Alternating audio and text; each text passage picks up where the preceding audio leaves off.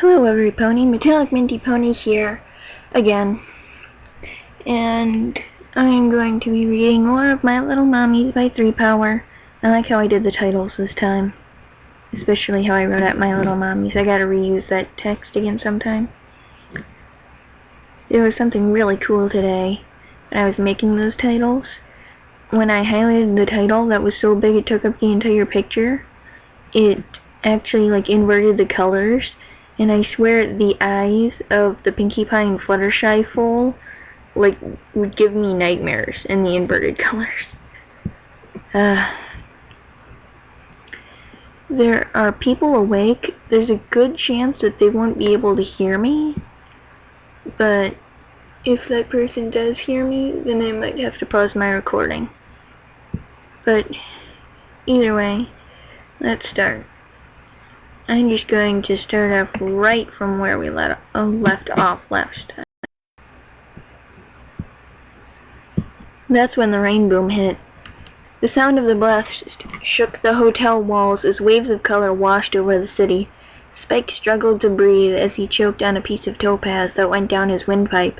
After a few coughs, he managed to dislodge it from his throat before running to the hotel's window, opening it, and sticking his head out. The burst of color was just fading into the horizon, but it was enough for him to figure out what it was. He had seen Rainbow perform the sonic rain boom at Cadence and Shining Armor's wedding. It must have been the same thing. If nothing else, it was a sign that they were still out there. But why had Rainbow Dash gone supersonic? Was she just goofing off, or was she in trouble? Spike leaned out the window as far as he could safely do so, craning his neck in search for any sign of Rainbow's telltale streak of color, but he couldn't see anything. A minute or so later, the sky was again lit up by a number of flashes, including one caused by a massive beam of light that shot off into the night sky. The ponies of Manhattan had been shocked by the burst of rainbow-colored light that had passed over the city, but many of them were now visibly panicking in the streets below. That's it, Spike thought with newfound determination. I'm writing to the princess. He ran back into the room, grabbed a pen and scroll from the bedside table, placed the former to the latter, and promptly snapped the tip off. Shoot! He cursed as he began tearing the room apart for a replacement. He searched under the bed, inside a lampshade, and in the medicine cabinet before finally thinking of searching the writing desk. Success! He cried out as he removed a complimentary hotel feather pen from one of the drawers, dipped it in ink, and began to write. Dear Princess Celestia, he began. Pardon our intrusions, came a voice from the window. Glah! Yelled Spike as he threw his writing materials into the air in surprise, fell onto his backside, and scampered backwards, slamming into the hotel room wall. It took only a moment for him to recognize the regal pony, now gingerly stepping into the room from outside the window. Princess Luna?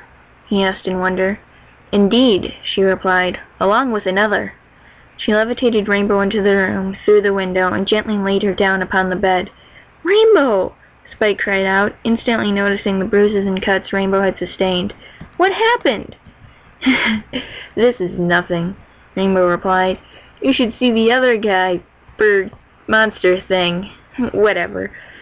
Spike cocked an eyebrow at Luna. Forgive this abruptness, young Spike, but we must request that thou contact our sister forthwith regarding tonight's events. Luna said. Events? Spike asked. You mean the rain boom and those lights? Rainbow Dash can inform thee of the particulars, she continued. Then she must rest. The princess cast her gaze at the injured Pegasus. Yeah, I got it, princess, Rainbow said as she slipped under the covers. As for us, Luna added, we must find Twilight Sparkle and the others. They may yet be in peril. Peril? Spike exclaimed. Princess, what's going on? As we said, Rainbow shall explain, Luna gently responded as she walked towards the open window. But we swear to thee, young Spike, we shall do everything in our power to bring them safely back to you. She then shuffled uncomfortably. That is, should we fail in this endeavor, we shall without fail insert baked confectionery into our eyeballs. Spike blinked. Was that not the current phrasing? Luna asked. Modern language confuses us greatly. I think she was trying to think about this. No, I got it, Princess, Spike answered. Please bring them back safely. We shall, Luna said as she leaped out the window, unfurled her wings, and took to the skies. All right, Spike said as he gathered the pen and scroll from where they fell on the floor. What's going on? He turned to face Rainbow and was greeted by her gentle snores. Rainbow! He yelled angrily. What's up, Spike? She mumbled sleepily. I need to contact the princess. Tell me what happened, he demanded angrily. Right, she mumbled. Dear Princess Celestia. Spike began copying down what Rainbow was saying, listening intently. Twilight, we're gonna be mommy. I'm quick, she said into her pillow. Huh? What's that supposed to mean? Rainbow? Rainbow? No response. Spike took a deep breath.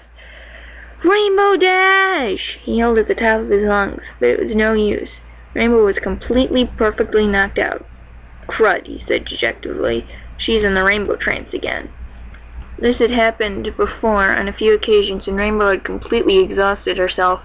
One such occasion was when she had flown the marathon from Las Pegasus to Cloudsdale. As soon as she got home to Ponyville after the race, she took a nap in one of the Apple family's trees and wouldn't respond no matter what they did. Normally, Applejack wouldn't have minded, but she was bucking apples in that particular grove that day. I'm sorry, that's my heater again. Nothing I can do about it. And the tree Rainbow had chosen happened to be the oldest, biggest, and most bountiful tree on the farm. Applejack enlisted the rest of her friends, including Spike, in attempting to rouse her, but to no avail. In the end, Applejack lost her patience and bucked the tree with Rainbow in it, leading to the Pegasus eventually regaining consciousness in a hospital room, getting treated for a dislocated wing. It took a while for Rainbow to forgive Applejack, despite how sorry the cowmare had been.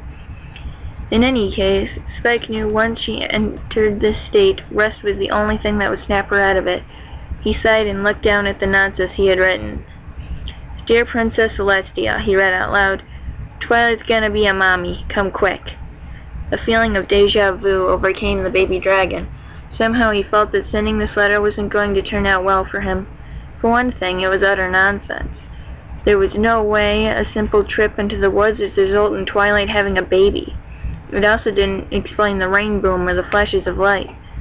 Spike scratched his head in thought before glancing over at the unconscious mare. Well, at least I have someone to pass the buck to, he said, signing Rainbow's name at the bottom of the letter. I should probably add a note about Luna, he continued, adding the words, P.S. Your sister had something to do with this, though I don't know the details. Spike, to the bottom of the letter. He stared at the letter intently for a few moments before sighing, resigned to the fact that this was as informative as the letter was going to get. He then walked to the window, rolled up the letter, and sent it on its way. Well, I hope it's out of my hooves now, so to speak, he said as he watched the green smoke twist up into the night sky. I hope she gets here soon. There's a cutscene, so I'm going to check how much time I have left in my recording because of YouTube's time limit. I don't know why I sang that. Are you pleased at my amazing singing skills? I have amazing singing skills, by which I mean I'm completely tone deaf and you'll want to shoot yourself if you listen to me too long. Which is probably why I only have like 4 subscribers. Okay, let's continue. I have plenty of time left. Princess Celestia just tucked herself into her princess-sized bed and began levitating her usual warm glass of milk off to where it sat on her bedside table when a jet of green smoke emerged from the fireplace and made its way over to her, transforming into a scroll above her head with a burst of magic.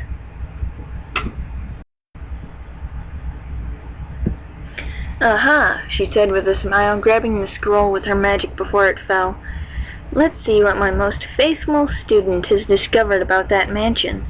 She unraveled the scroll and held it aloft in front of her, reading the first line just as she raised the glass of milk to her lips. Cutscene! Music boomed through the room as a fuchsia-coated mare slowly walked down the catwalk, clad head to toe in an outfit adorned with rubies and phoenix feathers. When she reached the end, she struck a series of overdramatic poses as cameras flashed all around her. She then turned and walked back the way she came, passing a light green mare wearing a dress with every inch covered by colorful flowers. "Oh, this dress is wunderbar," came a heavily accented voice from the audience. "I love the way it flows off the tail, like a fresh spring breeze." I must say," a nasally male voice added, "I now have a marvelous desire to frolic through the wildflowers once this fantastic show is concluded." From backstage, Rarity squealed with delight at the overheard praise. This was it, her dream come true. With this fashion show, Carousel Boutique and its owner would become famous throughout Equestria. Suddenly, the audience gasped out in shock, and the music screeched to a halt. "Uh-oh," she thought. "That's not a good noise. That's never a good noise." She rushed to the curtain. "Did one of the models trip?" Rarity thought, biting her lip in apprehension as she peeked out. There, at the end of the catwalk, stood a little blonde filly, dressed in the most atrocious garb Rarity had ever seen. A beige dress covered in neon pink polka dots, and a hem so long that it dragged along the floor. "You there!" she called out, rushing out onto the catwalk. "What are you doing there? Get off at once!" "It's me, Mommy," the white-coated filly called out happily as she turned around. "I made this dress so I could be in the show." "Did she say Mommy? I hadn't heard she was married. Good heavens, a pregnancy scandal!" Rarity looked around as the voices of disgust and astonishment filled the room. They began to distort, sounding warped and otherworldly as the faces of the audience began to fade into darkness, leaving the two of them alone in the spotlight. "No," Rarity objected to the voices. I didn't do anything wrong." "Mommy?" the filly asked as her entire body began to melt, dripping into a puddle. "No! Stop it!" Rarity cried out. "Me?" Rarity bolted upright and shrieked at the top of her lungs, scaring the hay out of the other four mares standing in the mansion's entrance hall, along with the trio of newly diapered foals. For a moment there was silence, and then the babies burst out crying again. "Oh, for Rarity!" Applejack yelled. "What's the big idea?" I said that louder than I meant to. Rarity looked at the fool, bawling her eyes out on Applejack's shoulder for a moment before hastily looking away. "Nothing," she said, stepping off the couch she was lying upon. "It was just a nightmare." "Oh no," Fluttershy gasped as she rocked the pink filly in her forehoofs. "Was it that one with the giant marshmallow again?" "Fluttershy!" Rarity hissed, blushing. She then lowered her head and sighed. "I wish it was," she muttered. "Speaking of nightmares, hi, Luna," Pinkie said, waving her forehoof and glancing past the other ponies in the room. The others turned and gasped as Princess Luna walked into the room through the newly opened doorway. "Luna!" Twilight exclaimed, walking forward. "Am I glad to see you!" At that moment, the princess raised her right forehoof and smacked it across Twilight's face, knocking her to the ground. Twilight was just barely able to maintain her levitation spell on the foal she was carrying as she hit the stone floor. "Thou dare address thy princess so informally?" she shouted. "Kneel thee, and grant us with the respect our station deserves." Though shocked by the princess's actions, the ponies nonetheless did as she asked. Kneeling in fear, Twilight shifted on the ground in order to do so. My apologies, Princess," she sputtered out. "Have we done something to upset you?" "Upset us?" she bellowed. "We have heard from Rainbow Dash. Thou hast entered this forbidden dwelling and used a profane shrine located within it to fashion abominations of nature from thy very flesh." I really messed that up. I'm sorry, Princess. It was an accident," Twilight managed to answer. "Silence!" Luna roared. "We will hear no excuses, but are not without mercy. Hear ye all. Turn over the monsters to us so that they may be destroyed, and also be forgiven." Twilight's eyes widened.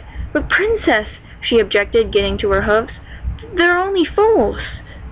"They only appear as such to untrained eyes," Luna continued, gesturing towards the levitated foal to Twilight's right.